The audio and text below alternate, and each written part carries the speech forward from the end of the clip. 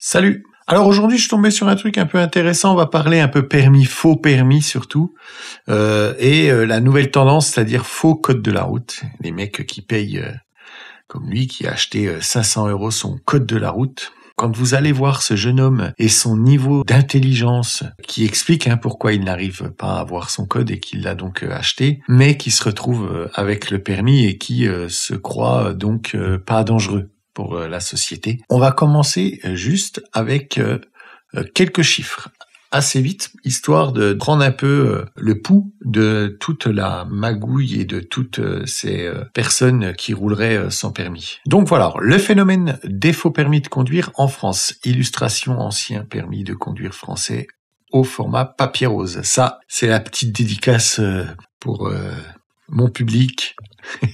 Car je pense que vous êtes tous dans le même cas que moi et que vous avez connu ce magnifique papier rose. Je sais pas si vous vous rappelez, mais moi, quand j'ai passé le permis, on a une feuille rose qui nous donne l'autorisation de conduire et après on recevait par la poste ce fameux permis de conduire. Je sais pas pour vous comment ça s'est passé au niveau du permis. Moi, j'avoue que j'ai eu pas mal de chance et j'y suis quand même allé pas mal au talent. Je la fais courte, mais en gros, quand j'ai fait mes leçons de code, j'ai fait 5 leçons de code et je suis parti un mois en vacances. Et là où je passais le code, ils m'ont dit « Oh, écoute... de toute façon, tes résultats sont pas trop mal. Il y a telle date. Je dis je suis en vacances, mais c'est à telle date. Je dis quand ils me disent c'est à peu près quand tu reviens de vacances, tu verras. Il y a une session pour passer le code. Bon, moi j'étais gamin, donc je me dis allez go, ok, inscrivez-moi et tout. Donc je me retrouve à passer le code avec mes 5 leçons de code, sans avoir ouvert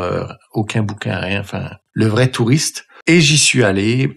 Et j'ai fait que 4 fautes sur les 5 fautes qu'il fallait faire. Et du coup, je me suis retrouvé avec mon code. Ce qui était assez cool, je dois avouer, parce que ça m'aura pas coûté trop cher. Et le permis, pareil, du premier coup, j'étais super heureux. Donc voilà.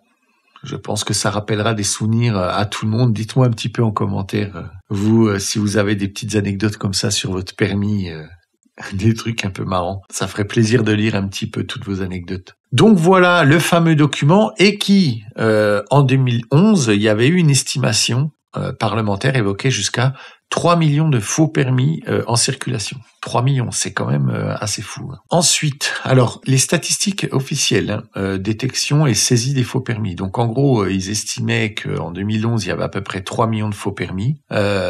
Quand il y a eu des arrestations de gens et qu'ils demandaient, comme quand on vous demande vos papiers au bord de la route, ils ont analysé 14 500 permis qu'ils estimaient suspects en 2012.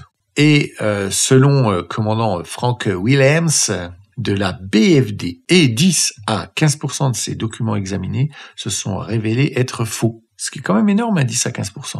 En Île-de-France, le taux montait même à environ 20%, pardon. Ça a été 367 permis faux sur 1789 suspects. Donc voilà, c'est quand même pas mal, jusqu'à 20% en Île-de-France. C'est pas très étonnant, mais du coup, entre 2012 et 2013, il y a eu à peu près 1000 permis qui ont été saisis, 1003. Je pense qu'en fait, cette date-là, ça doit être la date où ils ont commencé à se dire, il y en a quand même pas mal qui font n'importe quoi. Est-ce qu'on n'aurait pas masse de faux permis parmi ceux qui conduisent? Les forces de l'ordre observent en outre une hausse du phénomène en région parisienne. Le nombre de faux permis détectés aurait augmenté d'environ 35% en 5 ans, entre donc 2008 et 2013.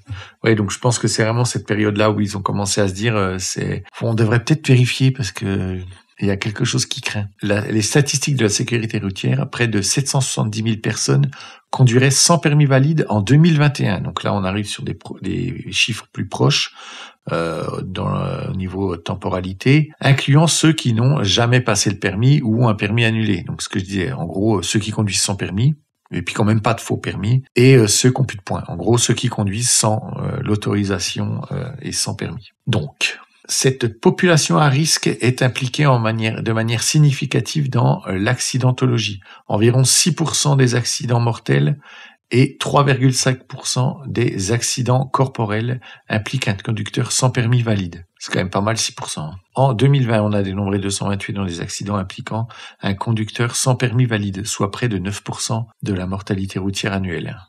C'est presque 1 sur 10. un accident sur 10. En gros, le gars, il fait partie de ces 770 000 personnes qui soit n'ont plus le permis, soit ne l'ont jamais eu, soit ont un faux permis, en gros. 1 sur 10, c'est vraiment beaucoup. Donc voilà un petit résumé de tout ça, donc les fameuses 770 000 en 2021 et sa estimation du nombre de faux permis en circulation. Donc ça reste une estimation parce que bien sûr c'est très très très difficile d'avoir un chiffre précis, mais je pense qu'ils font ça par rapport aux chiffres qu'on a vu juste au-dessus, quand ils ont fait le contrôle sur les 14 500 permis, puis qu'ils en ont découvert, je sais plus combien c'était, 1000 qui étaient des faux permis. Donc si on estime que sur 1700, sur 14 000, en gros sur 15 000, il y en avait 1000. Ben voilà, sur le total de permis en France, ils estimeraient qu'il y aurait 3 millions de faux permis. Enfin, ouais, de faux permis en circulation. Ensuite, le marché noir des faux permis, filière, prix et méthode. Donc là, on est sur plusieurs types de filières en fait, qui permettent de se procurer soit des faux permis, et on va le voir juste après, soit de faux codes en fait. Et dans ces faux permis, il y a plusieurs types de permis, c'est-à-dire qu'il y a le bas de gamme, le haut de gamme. Là, on va arriver vers les prix. Donc les tarifs d'un permis dépendent de la qualité du faux et des services associés. D'après une enquête, le tarif démarre autour de 200 à 300 euros. Bon, pour un truc qui ressemble à rien. Je pense que là, ils vous ont fait un permis sur un bout de PQ. Puis ils vous le filent pour 200-300 euros. Là, je pense qu'on est de ce niveau-là. Pour un faux plus sophistiqué, intégrant de meilleurs éléments de sécurité, donc hologramme, plastique imitant le vrai permis ou une usurpation d'identité, là, ça commence quand même à être un petit peu craignos. Le prix moyen s'élève entre 2000 et 4000 euros. Les faussaires les plus chers promettent même, pour environ 3500 à 4000 euros, on est toujours sur de la moyenne, un permis enregistré officiellement, ce qui laisse supposer des complices en interne en préfecture.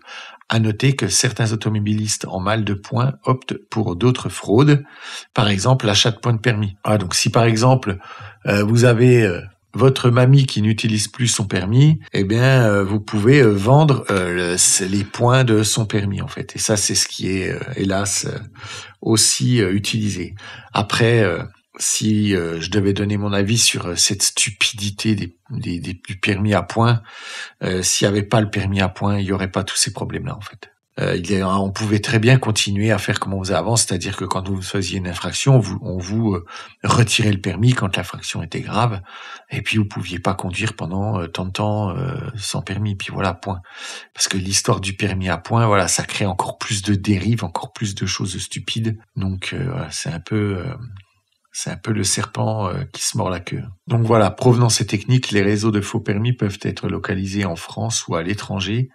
Les affaires ont été révélées de plusieurs modes opératoires. La contrefaçon pure, fabrication d'un faux document, donc c'est ce qu'on a vu un peu juste avant, et la falsification, altération d'un vrai permis en changeant la photo ou le nom, ou encore l'obtention d'un vrai faux permis grâce à des complicités. Donc c'est un vrai permis, mais grâce à des complices qui sont donc au sein de l'administration, ils vous valident un vrai permis, mais qui est donc un faux permis.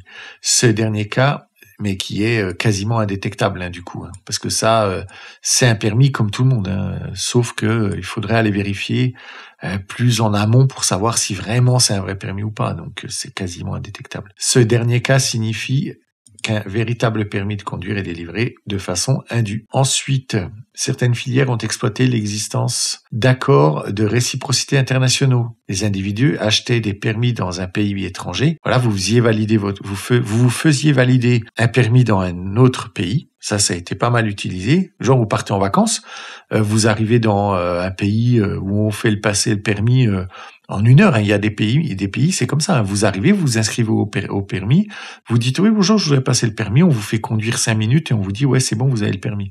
Et quand il y a des accords avec ce genre de pays, donc on passe ce permis, on paye en gros pour avoir un permis, et après on le fait valider en France. D'autres réseaux plus récemment se sont spécialisés dans la fraude à l'examen du permis. Ils permettent à des candidats de tricher lors des épreuves théoriques, code de la route, ou pratiques aboutissant à la délivrance d'un permis authentique mais obtenu frauduleusement. Et on revient sur notre cher Yanis qui a acheté son code de la route à 500 balles. Je me suis fait contrôler, j'ai Je me suis jamais inquiété par rapport à ça, non. Dans tout le quartier, ils ont tous acheté le code, quoi. Normalement, il y en a on va avoir 2 ou 3 sur une vingtaine qui l'a vraiment pas su. Sinon, c'est tellement devenu banal, tout le monde l'achète, quoi, c'est normal. Voilà.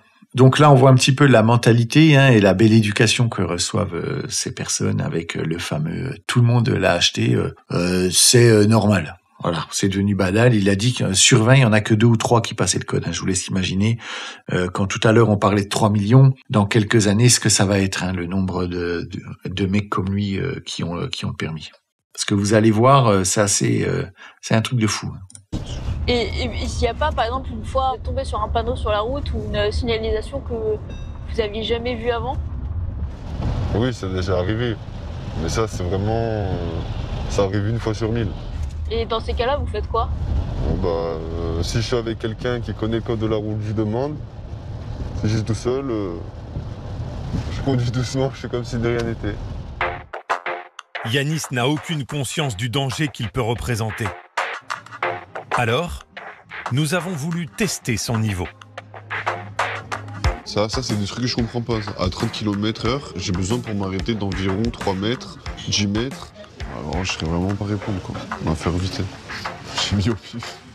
Lors d'une marche arrière, une caméra de recul dispense de regarder dans les rétroviseurs.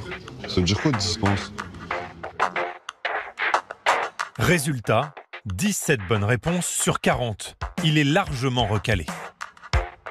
Truc de fou, 17 sur 40. Parce que le mec, ça fait un moment qu'il conduit maintenant. Enfin, je sais pas, il devrait avoir... il devrait avoir certaines notions. Quand je vous disais, moi, tout à l'heure, que j'avais fait que 5 leçons et puis que j'ai quand même eu mon code, je sais pas, il y a quand même beaucoup de choses quand on regarde comment est le code, même si le code à notre époque, c'était pas le même qu'aujourd'hui, qu'il y a des choses un petit peu plus compliquées, il y a du réponse à plusieurs choix sur certaines réponses, même si nous, ça existait un petit peu, mais c'était quand même plus rare. Mais là, 17 sur 40, en gros, il a aucune idée de ce que c'est le code de la route, aucune. Non, je ne représente pas de risque. Je ne représente aucun risque pour la route. Alors là, pas du tout. Parce que les questions qu'ils m'ont posées, ils n'ont rien à voir déjà avec ce que je conduis sur la route. Voilà. Alors ça n'a rien à voir. Et il n'est pas du tout dangereux. Il est exceptionnellement bon. Merci Yanis, merci. Non, mais ce qui fait peur, c'est l'inconscience en fait, et c'est là qu'on voit à quel point toute la rhétorique de l'excuse de la gauche là qui est sans arrêt à dire c'est pas de leur faute, les pauvres petits chouchous, il y a des choses ça sert à rien, c'est trop compliqué, qu'on veut tout simplifier, qu'on veut mâcher le travail à tout le monde. On se retrouve avec des gamins qui ont aucune notion de danger, de risque pour les autres, de risque pour eux-mêmes. Ça c'est un manque d'éducation, c'est les parents qui n'ont pas su en fait mettre leurs gamins dans de bonnes conditions et leur faire comprendre les dangers de la société et le danger qu'on peut être pour cette société. Et on se retrouve avec Yanis, qui est un danger et qui pense qu'il ne l'est pas du tout parce qu'il se dit c'est bon, je sais conduire, je suis un pilote.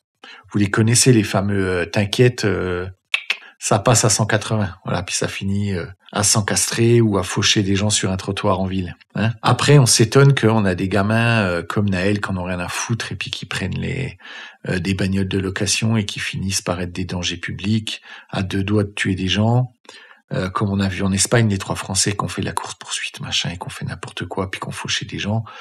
En fait, tout ça, ça montre vraiment un ensemble de manque d'éducation, juste d'éducation en fait, et de l'éducation à être convenable en société pour ne pas être dangereux, pour ne pas être celui qui va amener comme ça par stupidité et par arrogance à mettre beaucoup de gens dans notre société en danger. Et eux, ils vont prendre, si jamais il se fait arrêter demain, il va trouver ça injuste. Encore une fois, c'est l'injustice, c'est pas sa faute, c'est les autres les méchants. En fait, parce qu'ils sont dans un monde qui n'existe pas. Et c'est ce qui fait qu'aujourd'hui, la plupart des gamins de banlieue ont des comportements où nous, quand on les voit, on se dit mais c'est quoi, c'est frappé? Ils se rendent pas compte. Ben non, parce qu'en fait, ils n'ont aucune éducation. Ce sont des sauvages en fait. Ils ne savent pas quel danger ils peuvent représenter en fait dans notre société. Et ce qui est dangereux, c'est que là, ce qu'on voit avec le permis, c'est vrai tous les pans de la société. C'est vrai pour tous les pans. C'est vrai pour le comportement avec les autres. C'est vrai pour leur manière au respect des lois et des règles. Quand ils vont, par exemple, j'avais montré dans la vidéo les gamins qui font n'importe quoi dans la piscine et on entend le maître nageur qui dit demain je viens pas en ferme, c'est bon, je suis saoulé. En fait, ils ont oublié que quand on court dans une piscine, quand on fait le mongol, on peut, comme je disais dans la vidéo, se fendre le crâne sur la réglette du bord de la piscine et on se met en danger. On peut, en sautant dans la piscine, pas voir qu'il y avait quelqu'un qui était au bord sous l'eau et lui tomber dessus extrêmement violemment et l'handicaper ou lui mettre des séquelles qui pourront plus tard faire qu'il aura des problèmes de dos, des problèmes de n'importe quoi. Enfin, ils n'ont pas conscience de tout ça et le problème, c'est qu'on leur trouve toujours et encore des excuses à leur dire c'est la société, c'est ceci, c'est cela, alors que ce qui leur manque, c'est un père qui leur met des taloches et qui leur dit maintenant c'est comme ça, c'est pas autrement, arrête espèce de mongol. Et voilà, je vous ai trouvé aussi cette vidéo, lui c'est un prof d'auto-école et il est avec une nana à qui il fait le cours en fait, il est en train de lui apprendre à conduire. Je m'excuse, c'est enregistré dans la voiture, le son est pas terrible. Au montage, je vais essayer de faire que ce soit un peu mieux. Je vais voir si je peux, mais je vais essayer. Mais on va voir. Je vais voir là comment c'est, puis j'essaierai de faire un peu mieux si je peux. POV, encore une élève qui me manque de respect en leçon. Casse les couilles, au nom de Dieu, vous êtes bon que à ça. Voilà, ça y est, j'en ai marre. Voilà, t'as de la chance, j'ai payé. Je vais finir avec toi. Après ça, tu me revois plus. Ouais. Voilà, tu me revois plus. Mais dire avec toi, c'est pas possible. Au nom de Dieu. Déjà, c'est quoi cette manière de parler? Non mais franchement, mais écoutez-moi ça. C'est cette manière qu'elle a de parler, quoi. T'as de la chance, j'ai payé. Je vais finir avec toi. Après ça, tu me revois plus. Ouais. Voilà, tu me revois plus. Mais dire avec toi, c'est pas possible. Au nom de Dieu, je peux plus. Ouais. Voilà, je peux plus. Je vais où là? Je vais où? Va où tu veux, t'es là, tu me parles mal depuis tout à l'heure, je vais te dire où tu vas en plus. Va où tu veux. De toute façon, on rentre là où tu m'as récupéré, là je me redépose. Redépose-toi. Mets ton clignotant au passage. Je mets pas, même ça, je mets pas. Ça y est. Et toi, t'es une 2000 combien? T'es une quoi, une 2000? 2002? 5. 2005, votre génération là. Il vous manque un truc dans la tête. Il ne manque rien du tout, c'est Ah si, le respect, il est mort. Non, mais les moniteurs... 2005, le respect, il est mort en 2005. Il a disparu. Les moniteurs, quoi? Je t'enseigne. Tu m'enseignes, oui, mais je sais pas, tu m'enseignes comme si en mode j'étais bête, comme si c'est la première fois que je conduisais avec toi, tu sais. Alors, comme si tu m'enseignes comme si j'étais bête, que c'était la première fois que je conduisais. On n'a pas envie de te contredire, en fait. Oui. Oui, t'as pas l'air d'être la plus futée, là. Je te le dis tout de suite. Non, je suis désolé, ma petite dame, mais non, pas futée. Pas futée du tout. Du tout.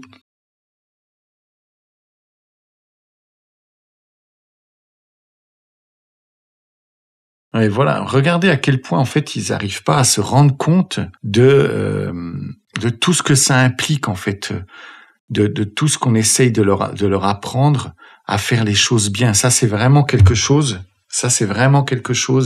Qui a changé et qui est lié à toute la connerie, encore une fois, de l'excuse avec la gauche et compagnie, et toute cette mentalité de gauche qu'on a en France depuis plus de 40 ans. C'est la perte de l'exigence de la qualité et du meilleur, en fait. En gros, parce que elle estime qu'elle est pas un danger puis qu'elle sait conduire et que c'est bon, on devrait dire oui c'est bon, t'inquiète. Ouais, ah bon, t'as décidé que tu savais bien conduire et tout.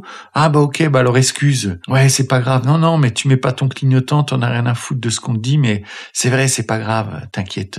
Et c'est ça en fait qui est horrible aujourd'hui, c'est que ces jeunes, ils sont perdus, ils ont aucune idée de l'importance de tout ça. Il y a une chose qu'ils n'ont pas, c'est tu es l'enseignant, tu es le parent, tu es la personne avec de l'expérience, donc je dois l'affirmer. Quand il dit le respect avec votre génération, il est mort, c'est ça en fait. C'est pas juste, eux ils voient le respect comme vas-y tu me parles bien. En gros, pour eux le respect c'est que ça. Alors que non, le respect, c'est le respect de l'expérience de la personne que tu as en face de toi, c'est le respect que cette personne a de meilleures connaissances et que du coup tu dois te taire quand elle te dit quelque chose, quand elle te dit de faire quelque chose et de le faire d'une certaine manière, tu dois te la boucler parce que cette personne sait mieux que toi, parce qu'elle a plus d'expérience que toi, elle a plus de vécu que toi. Et c'est typiquement ce gars, on voit trop que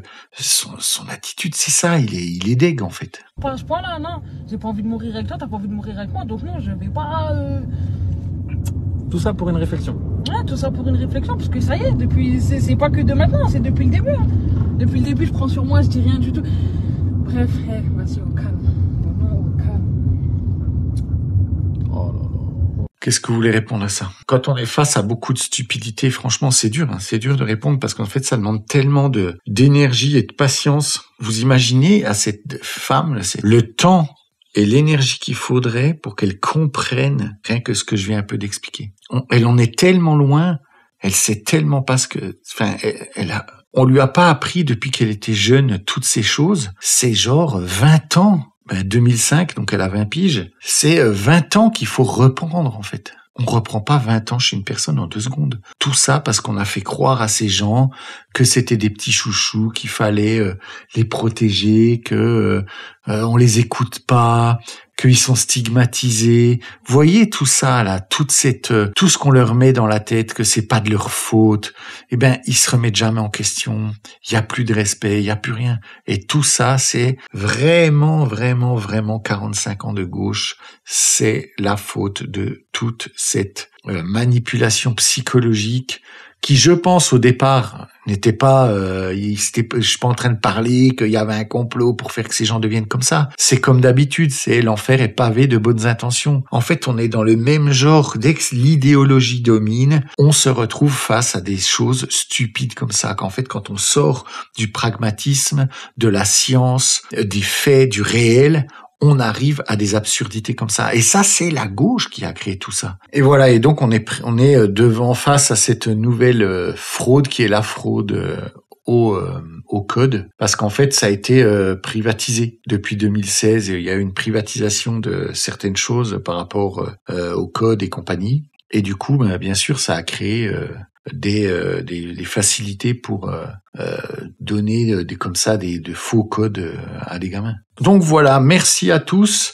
Likez la vidéo si elle vous a plu. N'hésitez pas à vous abonner, à mettre la petite cloche, comme ça vous recevrez la petite notification pour mes petites vidéos à 18h du lundi au vendredi. Partagez cette vidéo si vous pensez qu'elle pourrait intéresser des gens et que si vous avez appris quelque chose, peut-être que d'autres pourraient apprendre aussi quelque chose. Je vous dis à tout bientôt. Des becs.